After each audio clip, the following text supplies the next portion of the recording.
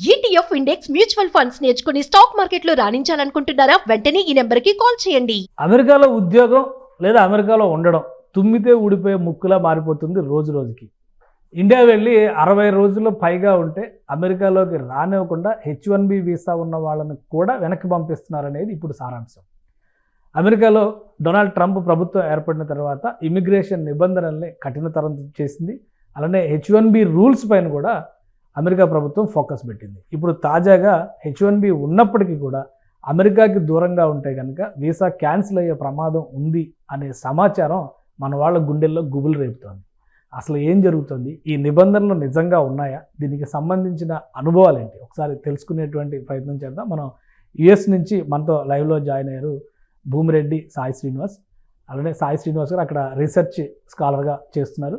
సాయి శ్రీనివాస్ గారు నమస్తే. నమస్తే సార్. ఏంటి రోజుకు ఒక కొత్త విషయం వస్తుంది. 60 రోజులు అమెరికాకి బయట ఉండి H1B వీసా ఉన్నా కానీ అమెరికాకి దూరంగా ఉండి ఇండియాలో కావచ్చు ఇంకెక్కడైనా కావచ్చు వాళ్ళు ఉంటే కనుక వీసా క్యాన్సిల్ అయిపోద్ది. నిజమేనా? ఇట్లాంటి రూల్ ఏదైనా ఉందా? సార్ యూజువల్లీ ఎక్కడే కానీ సార్ నేను గత 2-3 రోజుల నుండి ఆ ఇన్సిడెంట్ జరిగిన తర్వాత నుండి నేను విపరీతమైన రీసెర్చ్ చేయడం జరిగింది. అంటే అది అసలు 60 రోజులు ఎక్కడైనా యూనివర్సల్ రూల్ ఉందా, ఎక్కడైనా దీని కండిషన్స్ ఏంటి, ఒకవేళ దీని గురించి మనం ఏమేమి చేయొచ్చు అని ఎక్కడే కానీ. సో గత 2 రోజుల నుండి నాకు ఎక్కడే కానీ ఈ 60 రోజుల రూల్ కానీ ఈ 60 రోజుల నిబంధన కానీ ఎక్కడే కానీ కనపరాలేదు. సో ఇది ఎక్కడి నుండి పుట్టుకొస్తుంది అనేది కూడా నాకు అర్థం కాకపోకుండా పరిస్థితిలో ఉన్నాం సార్ అందరం. సో అసలు నిజమేనా ఈ రూల్ ప్రకారం కొంతమందిని వెనక్కి తీసి పంపించారు? హైదరాబాద్ నుంచి ఒకరిని, బెంగళూరు నుంచి ఇద్దరిని, ఇట్లా కొన్ని డేటా వస్తుంది. సోషల్ మీడియాలో అయితే ఈ పోస్టులే వైరల్ అవుతున్నాయి. సో నిజంగానే అటువంటి డిపోర్టేషన్స్ జరిగినాయా? వాళ్ళ వీసాలో రివోక్ చేయడాలు, క్యాన్సిల్ చేయడాలు, తిప్పి పంపించడాలు ఇట్లాంటివి ఏమైనా ఉన్నాయా? సార్ ఇదైతే 100% నిజమే సార్, వాస్తవమే. సో తప్పకుండా ముగ్గురిని అయితే రిటర్న్ పంపించడం జరిగింది అనేది అయితే క్లియర్ గా తెలుస్తుంది అబుదాబి ఎయిర్పోర్ట్ నుండి. సో ఇక్కడ మనం ఒకసారి ఆలోచించుకోవాల్సింది రూల్ ఏం చెప్తుంది అనేది దాని గురించి ఆలోచించుకోవాలి సార్. ఇప్పుడు వీళ్ళని తిరిగి పంపించిండే రూల్ ఏంటంటే sir 22 code of federal regulations 41.122 HE ప్రకారము వాళ్ళని రిటర్న్ పంపించడం జరిగింది. ఈ రూల్ ఏం చెప్తుందంటే సార్ పోర్ట్ ఆఫీసర్ సెక్షన్ 235 ప్రకారము వాళ్ళు సాటిస్ఫైడ్ లేకపోయినా, లేకపోతే వీళ్ళ అడ్మిషన్ అమెరికాలోకి రానికోకుండా వీళ్ళు అనుకోవడం ద్వారా వీళ్ళు స్వతహాగా అంటే ఏలియన్ అనే వాళ్ళు స్వతహాగా వాలంటరీగా డిపార్చర్ కావడం జరిగింది. 235 ఏం చెప్తుందంటే sir deny to the admission to the United states అని చెప్తుంది. అంటే వీళ్ళకి ఎంట్రీ లేకోకుండా వీళ్ళని డినై చేయడం. ఎందుకు డినై చేస్తారు అంటే మీ అందరికి తెలిసిండేదే, మామూలుగా ఎందుకు అమెరికాలోకి రానికోకుండా డినై చేస్తారంటే ఒక 5 కారణాలు ఉంటాయి సార్. ఫస్ట్ కారణం ఏంటంటే నేషనల్ సెక్యూరిటీ కానీ, హెల్త్ రిలేటెడ్ గ్రౌండ్స్ కానీ, లేకపోతే వీళ్ళు ఇక్కడికి వచ్చేసి పర్మనెంట్ గా అమెరికాలో ఉండిపోతారా అని, లేకపోతే ఫ్రాడ్ ఏదైనా చేసినా, మిస్రిప్రజెంటేషన్ చేసినా, ఈ 5-6 కండిషన్స్ లో తప్పకుండా ఎవరికైనా డినై చేస్తారు. కానీ 60 రోజుల నిబంధన అనేది ఎక్కడా లేదు. ఇది ఎక్కడి నుండి వస్తుందంటే సార్ 2001లో వాన్ అనే ఒక కేసు లో చెప్తారు సార్. ఎవరికి కానీ ఈ సిబిపి ఆఫీసర్ కి వీళ్ళకు ఈ 5 కండిషన్స్ కాకపోయినా కానీ వీళ్ళకు బ్రాడ్ విచక్షణ రహితంగా వీళ్ళ అధికారాలు ఉంటాయి.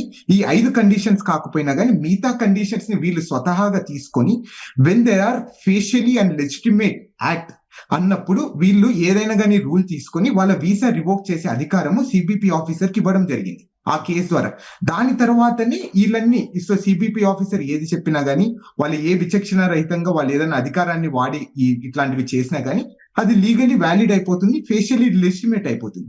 ఇక్కడ వాళ్ళు ప్రూవ్ చేయాల్సింది ఒకటే సార్, ఎందుకు ఫేషియలీ లెజిటిమేట్ అనేది ఒకటే ప్రూవ్ చేయాలి. అంటే 60 రోజుల కన్నా ఇండియాలో ఉండడం వల్ల అమెరికాకు నష్టం కానీ, లేకపోతే ఏంటి ఎందుకు నష్టపడతారు అనే దాని గురించి ఒకటి వాళ్ళు ప్రూవ్ చేయాల్సిందే వస్తుంది సార్. కేసు అయిన తర్వాత ఈ ముగ్గురు డిపోర్టేషన్ అయిన తర్వాత అక్కడ అమెరికా మీడియాలో కానీ లేదా మన తెలుగు కమ్యూనిటీ, తెలుగు సర్కిల్స్లో కానీ ఏదైనా డిస్కషన్ జరుగుతుందా? రీజన్స్ ఏంటి, ఎందుకు వెనక్కి పంపించారు? పైగా అబుదాబి దగ్గర నుంచే వెనక్కి పంపించిన నేపథ్యంలో అక్కడ లీగల్గా ఏమన్నా సపోర్ట్ దొరికే అవకాశం ఉందా వాళ్ళకి? సార్ సిబిపి అంటే ఈ పోర్ట్ ఆఫ్ ఎంట్రీలో జరిగేదానికి ఎక్కడే గానీ లీగల్ రైట్ గానీ లీగల్ హక్కులు గానీ ఎక్కడే గానీ మనం వాడడానికి అవకాశం ఉండదు సార్. అది ఫస్ట్ ఆఫ్ ఆల్ మనకు చాలా క్లియర్ గా తెలుసుకోవాల్సింది.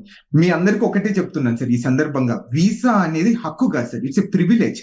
సో వాళ్ళు అమెరికా వాళ్ళు, సో మనకి ఇచ్చిన ప్రివిలేజ్ అట్లాంటిది. సో అందరు ఏమనుకుంటారు, మనకు వీసా ఉంటే మనం డైరెక్ట్ గా అమెరికాకి వెళ్ళిపోవచ్చు, కానీ ఎక్కడే కానీ అది లేదు. సిబిపి ఆఫీసర్ ని మీరు సాటిస్ఫై చేసిన తర్వాతే మీరు అమెరికాలోకి ఎంటర్ కావాలి.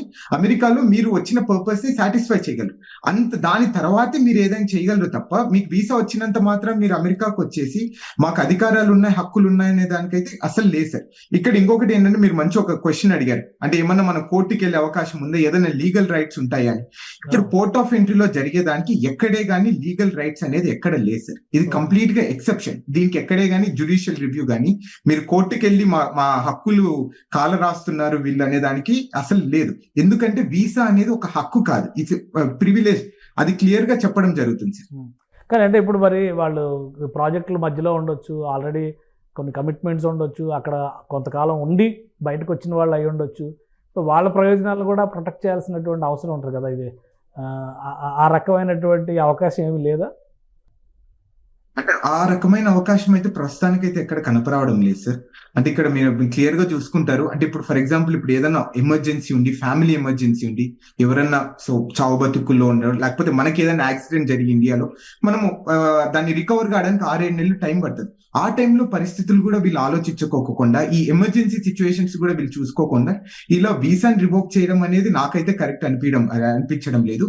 అండ్ వాళ్ళు క్లియర్ గా చెప్తున్నారు ఆ ముగ్గురు, మాకు ఎమర్జెన్సీ క్లియర్ గా ఉంది, మాకు ఎమర్జెన్సీ మా ఫ్యామిలీ ఇష్యూస్ లేకపోతే హెల్త్ ఇష్యూస్, ఆ క్లియర్ గా రీజన్స్ వీళ్ళ దగ్గర డాక్యుమెంటేషన్ ఉన్నా గానీ వీసా రిజెక్ట్ చేశారు అంటే వాళ్ళు ఎంత డిస్క్రిషన్, ఆ విచక్షణ రహిత ఆ అధికారాన్ని ఎలా ఉపయోగిస్తున్నారు అని కూడా ఒకసారి మనము ఎవాల్యుయేట్ చేసుకొని మనం కూడా కొంచెం కేర్ఫుల్ గా ఉండడం చాలా బెటర్ సార్. అట్లనే ఇంకొకటి ఏంటంటే, ఒకవేళ మీకు అట్లాంటి సిచ్యువేషన్స్ వస్తే మీరు H1B పిటిషన్ ని విత్డ్రా చేసుకొని మళ్ళీ మీరు ఫ్యూచర్ లో రావడానికి అవకాశం ఉంటుంది. ఇప్పుడు ఫర్ ఎగ్జాంపుల్ ఈ సిచ్యువేషన్ లో కూడా సార్ ఇక్కడ ఎక్కడే కానీ వాళ్ళు స్వతహాగా వాలంటరీగా డిపార్చర్ అయ్యారు కాబట్టి నో ఇష్యూస్. ఒకేలా వీళ్ళు అమెరికన్ గవర్నమెంట్ కానీ పోర్ట్ ఆఫీసర్స్ కానీ వీళ్ళని పంపించితే వీళ్ళు మళ్ళీ జీవితాంతం మళ్ళీ అమెరికాకి వచ్చే పరిస్థితి అయితే ఉండదు. తప్పకుండా ఈ ముగ్గురికి నెక్స్ట్ ఫ్యూచర్ లో ఎప్పుడైనా కానీ కొత్త వీసాస్ వేసుకోనో లేకపోతే F1 మీద, H1B మీద, L1 మీద వీసాస్ తో వేసుకొని మళ్ళీ అమెరికాకి వచ్చే అవకాశం ఉంటుంది కూడా సార్. కానీ ఇప్పుడు ఆ కంపెనీస్ ఎవరైతే ఈ H1B ప్రొవైడ్ చేశారో ఆ కంపెనీస్ వీళ్ళ తరపున అవకాశం కల్పించడానికి కానీ లేదా అక్కడ అథారిటీస్ని రిక్వెస్ట్ చేయడానికి కానీ స్కోప్ ఏమైనా ఉంటుందా? ఇంకా ఈ చాప్టర్ క్లోజ్ అయిపోయినట్టే అనుకోవాలా? సో ఈ చాప్టర్ క్లోజ్ అయిపోయినట్టే సార్ ప్రస్తుతానికి అయితే. మళ్ళీ వాళ్ళు కొత్త H1B పిటిషన్ వేసుకుని మళ్ళీ అమెరికాకి రావాల్సిన పరిస్థితి ఉంటుంది. అంటే ఒక్కసారి రిటర్న్ చేసినా రిజెక్ట్ చేసినా వీసా తీసుకోవడమే కష్టం అంటారు. అలాంటిది డిపోర్ట్ చేసేస్తే, వీసాని క్యాన్సిల్ చేసి రివోక్ చేసేస్తే వీళ్ళకి మళ్ళీ అప్లై చేస్తే వచ్చే ఛాన్సెస్ ఉంటాయా?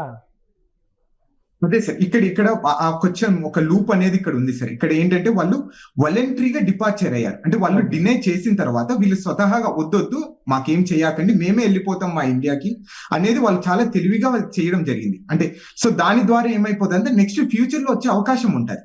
ఆ రోజు చెప్పుకొని ఏదో ఒకటి మేము ఇట్లనే వాలంటరీగా మా ఫ్యామిలీ రీజన్స్ లేకపోతే ఇది జరగడం వల్ల మేము రిటర్న్ రావడం జరిగింది అనేది చెప్పుకోడు. కానీ వీళ్ళు అమెరికా వాళ్ళు తిరిగి పంపిస్తే మాత్రం మనకు జీవితాంతం ఎప్పుడు వచ్చే అవకాశం కూడా ఉంది సార్.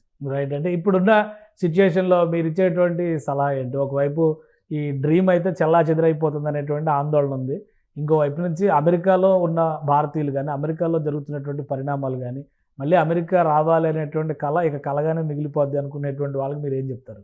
సార్ ఇప్పుడు ప్రస్తుతానికి అయితే మనం ఈ H1B వాళ్ళు ఎవరైనా కానీ ఎక్కడే కానీ ఈ రూల్ లేదు అనేది డిస్కషన్ దాన్ని పక్కన పెడితే, సో మీ అందరికీ ఒకటే నేను విజ్ఞప్తి చేస్తున్నాను. సో ఈ సందర్భంగా 60 రోజుల కన్నా ఎక్కువ ఎవరైనా కానీ ఇండియాలో ఉన్నా కానీ సో వాళ్ళందరూ 60 రోజుల లోపలే ఏదైనా కానీ ఈ వెకేషన్స్ కానీ ఇవన్నీ పూర్తి చేసుకుని 60 రోజుల లోపలే అమెరికాకి రావడం జరుగుతుంది. అలా వస్తేనే కొంచెం మనం సేఫ్ గా ఉంటాం.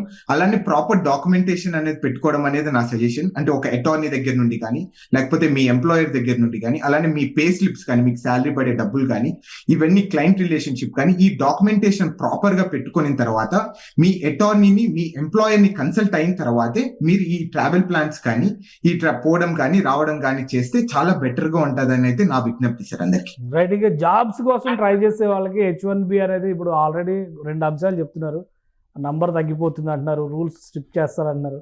సో ఇవి జరుగుతున్నటువంటి సందర్భంలో ఇండియా నుంచి జాబ్స్ కోసం ట్రై చేసే వాళ్ళు తీసుకోవాల్సినటువంటి జాగ్రత్తలు ఏంటి? సార్ ఇక్కడ ఎవరే గానీ అంటే నేను నెంబర్స్ ప్రకారం అయితే ఇక్కడ పెద్ద తగ్గినట్టు కూడా నాకైతే ఎక్కడ కనపరావడం లేదు సార్. ఎన్ని రూల్స్ ఎక్కువ స్ట్రిక్ట్ చేస్తున్నారో ఆ నెంబర్స్ పెరుగుతున్నాయి, నాకు అదే అర్థం కావడం లేదు నెంబర్స్ ప్రకారం చూసుకుంటే. లాస్ట్ టైం కి ఈ టైం కి అంటే 1,50,000 H1B పిటిషన్స్ తగ్గిపోయాయి అంతే. సో ఇవన్నీ ఏంటి, ఈ 1,50,000 ఏంటంటే నాకు తెలిసినంత వరకు కొంచెం దొంగగా వచ్చే వాళ్ళు లేకపోతే సో వివిధ రకాలుగా ఏదైనా స్కామ్స్ చేసి రావాలనుకున్న వాళ్ళు కొంచెం తగ్గినట్టు ఉన్నారు తప్ప ఎక్కడే గానీ సో ఈ ఇంకా అమెరికన్ డ్రీమ్ అయితే నిలబడి అయితే ఇంకా ఆలోచనలు అయితే ఉన్నారైతే నేనైతే అనుకుంటున్నాను సార్.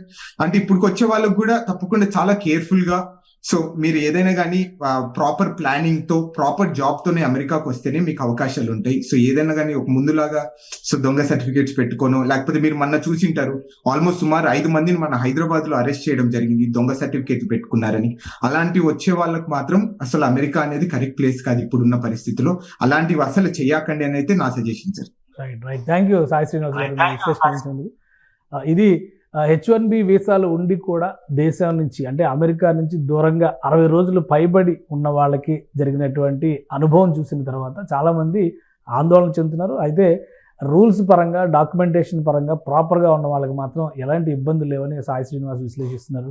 మరోవైపు కొత్తగా వెళ్ళేటువంటి వారి సంఖ్య కూడా ఏమాత్రం తగ్గడం లేదు. పిటిషన్ పెట్టుకునేవాళ్ళు, అప్లికేషన్ పెట్టుకునేవాళ్ళు తగ్గొచ్చేమో కానీ వచ్చేటువంటి నంబర్లో మాత్రం పెద్దగా మార్పు లేదని చెప్పారంటున్నారు. సో ఏదైనా ఏ దేశం అయినా కానీ కరెక్ట్ ప్రొసీజర్ని ఫాలో అయితే ఆ దేశంలో విలువ గౌరవం ఉంటుంది. అలానే మన సొంత దేశానికి కూడా ఆ గౌరవం పెరిగేటువంటి ఛాన్సెస్ ఉంటుంది. ఎలాంటి మిస్లీడింగ్ ఇన్సిడెంట్స్కి మిస్లీడింగ్ అంశాలకి పాల్పడకుండా ఉంటే కనుక అమెరికా రావాలనేటువంటి డ్రీమ్ ఇప్పటికీ చెక్కు చెదరదని ఆయన విశ్లేషిస్తున్నారు. ఇది స్పెషల్ డిస్కషన్. Keep watching.